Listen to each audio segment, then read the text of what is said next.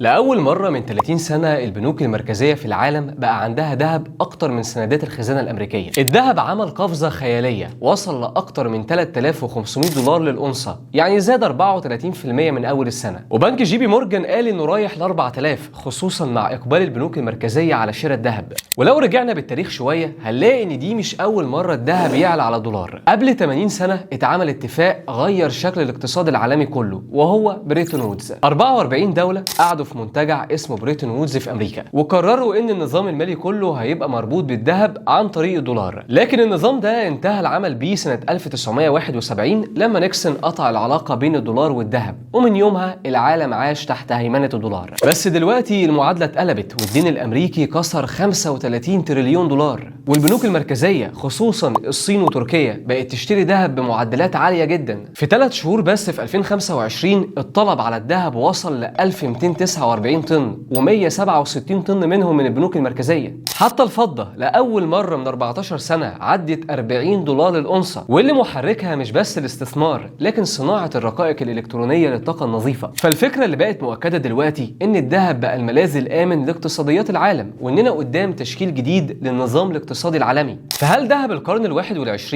هيبقى بريتون وودز الجديدة، ولا الدولار هيلاقي طريقة يقول كش ملك في الآخر؟ وفي النهاية في الرابط لازم هنغير تفكيرك عن الاستثمار. تابعنا عشان تعرف أكتر عن الدولار.